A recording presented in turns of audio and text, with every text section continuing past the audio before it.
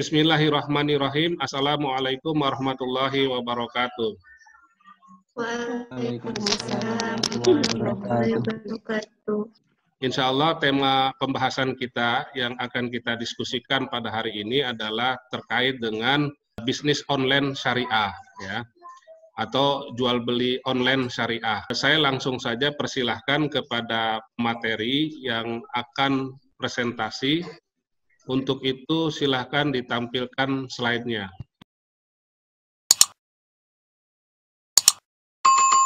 Bisnis online syariah adalah kegiatan jual beli atau berdagang melalui internet yang berpedoman dan selaras dengan peraturan-peraturan di Al-Quran, apapun itu aktivitasnya, termasuk tidak mengandung unsur maisir, judi atau gambling, gharar atau penipuan, riba, dan produk atau jasa yang ditawarkan pun adalah tidak yang termasuk diharamkan oleh ajaran Islam.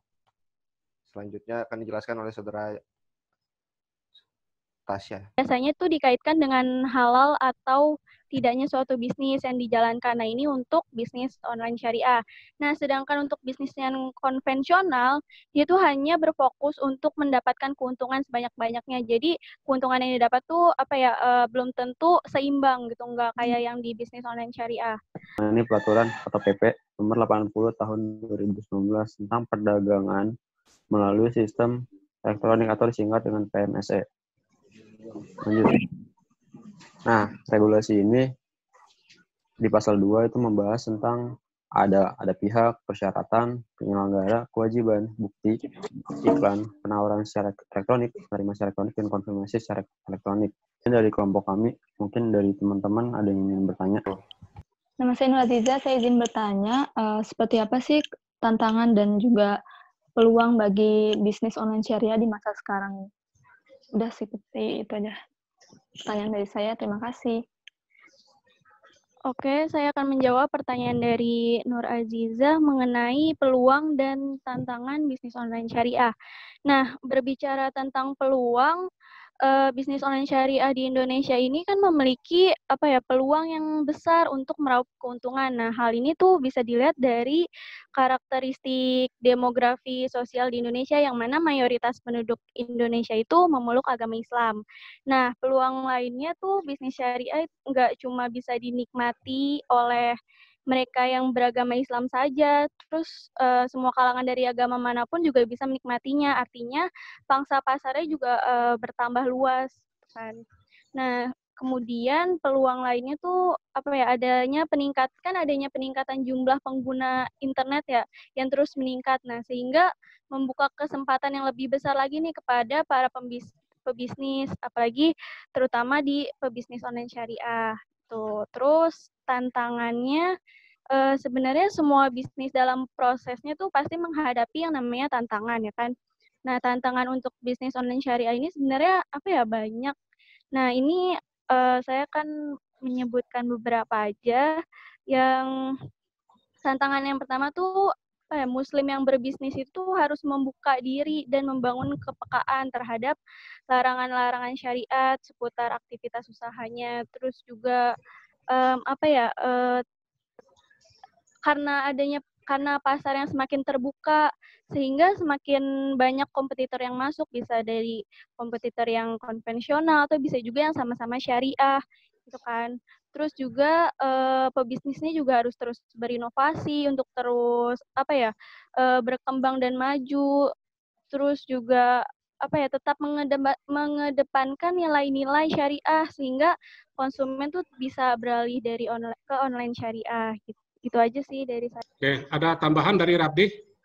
Boleh. Kalau dari saya untuk supaya bisnis online syariah ini semakin berkembang itu lebih promosi-promosinya itu lebih ditambah lagi supaya masyarakat itu semakin mengenal. Jadi masyarakat itu nggak cuma menggunakan bisnis online yang konvensional tapi juga menggunakan bisnis online yang syariah, karena potensi untuk bisnis online syariah ini kan cukup besar sebenarnya.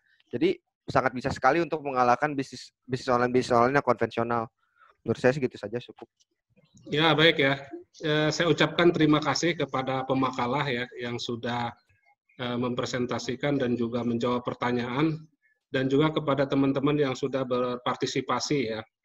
Nah, giliran saya ya untuk menjelaskan tentang Sebetulnya saya melengkapi aja dari apa yang sudah disampaikan oleh pemakalah ya.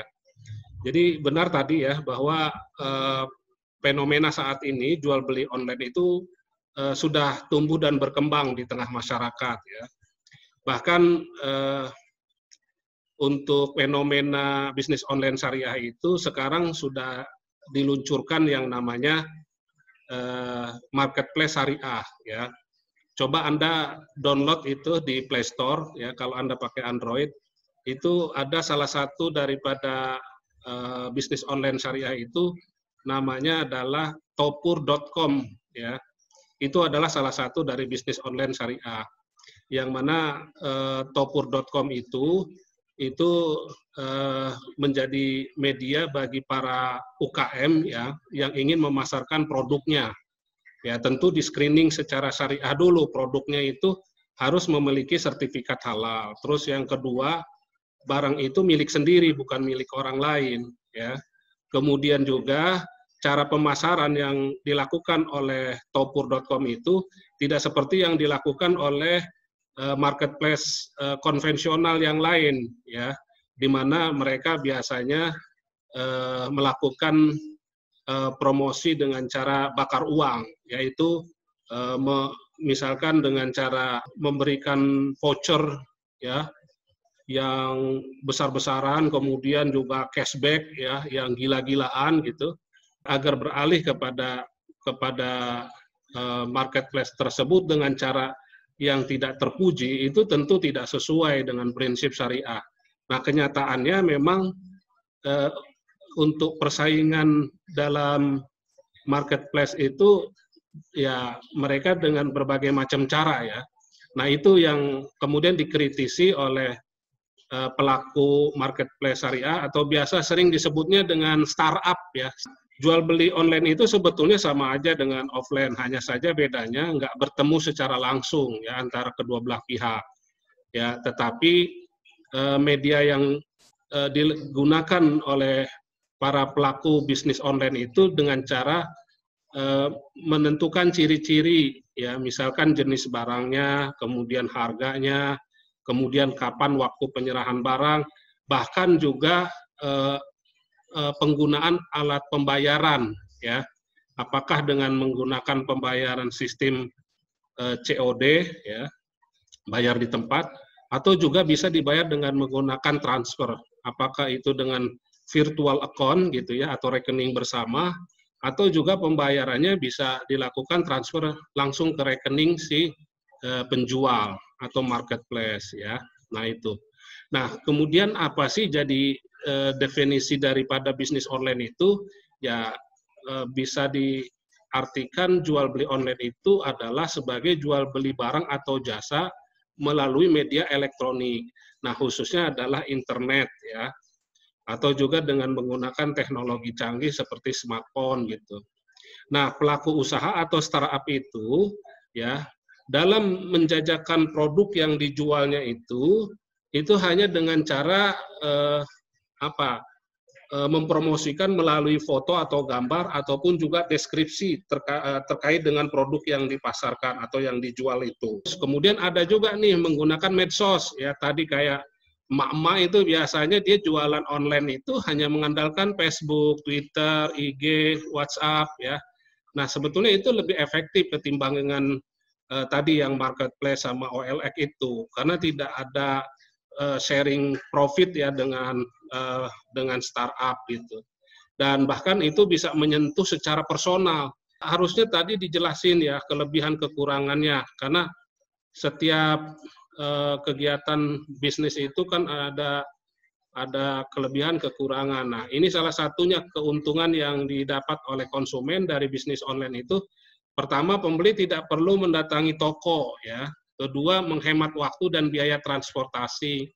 Ketiga, itu memiliki pilihan yang beragam ya. Keempat, juga jual beli online ini ya itu bisa membeli barang dari berbagai negara seluruh dunia. Kemudian juga harga yang ditawarkan sangat kompetitif karena ada persaingan antar startup itu di dalam menjual produknya sehingga konsumen diuntungkan. Nah, selain konsumen yang dapat keuntungan, sebetulnya penjual juga ada untungnya nih dengan bisnis online. Pertama, si penjual tidak perlu susah payah untuk mengeluarkan sewa toko atau ruko gitu ya. Kemudian kekurangannya juga ada nih. Bisnis online itu pertama produknya tidak dapat dicoba. Contoh kalau Anda beli pakaian gitu, misalkan bahannya itu kalau dilihat dari foto kelihatannya bahannya itu lembut, halus gitu ya. Tapi pas dikirim ternyata ya bahannya itu kasar, kemudian juga yang dikirim oleh si penjual itu tidak ada yang 100% itu sama. Kemudian juga pengirimannya mahal. Misalkan ibu-ibu pengennya beli martabak di Ciputat, tapi dia tinggalnya adanya di Bambu Apus, Jakarta Timur sana. Belinya 50, tapi bayarnya itu misalkan ke Jakarta Timur itu berapa biaya? Sekitar 100.000 ya. Gitu. Kalau pakai Samday kelamaan nunggunya. Ya, kalau Samday kan lebih murah ya, karena dia harus ngambil dulu pesanan di tempat lain. Kemudian kalau pakai Gosen, yaitu kalau Gosen cepat tapi bayarnya itu ya bisa 2 kali lipat lah daripada Samday gitu ya, atau mungkin 3 kali lipat kali ya. Nah itu kekurangannya ya. Kemudian kadang-kadang ada resiko penipuan ya. Kalau kekurangan bisnis online ada juga kasus yang uang udah ditransfer tapi barang tidak dikirim-kirim ya. Nah, makanya pemerintah itu sudah mengeluarkan regulasi terkait dengan antisipasi penipuan sistem online ini, yaitu Undang-Undang nomor 11 tahun 2008, yaitu tentang ITE ya, informasi dan transaksi elektronik. Contoh ya, di dalam pasal 28 ayat 1 nih dijelaskan bahwa setiap orang dengan sengaja tanpa hak menyebarkan berita bohong dan menyesatkan yang mengakibatkan kerugian konsumen dalam transaksi elektronik. Nah, ini salah satunya ya, untuk mengantisipasi terjadi adanya tindakan penipuan itu maka dibuatlah regulasi ini gitu ya, termasuk transaksi elektronik. Misalnya ditampilkan di layar itu gambarnya itu bagus ya, cantik, tapi pas pada waktu diterima oleh pembeli itu ternyata ya ada cacat. Nah, makanya dalam bisnis online syariah itu wajib ada hiyar. Hiyar itu artinya memilih untuk melanjutkan atau membatalkan jika terjadi ada yang tidak sesuai dengan perjanjian. Nah, itu yang disebut dengan hiyar.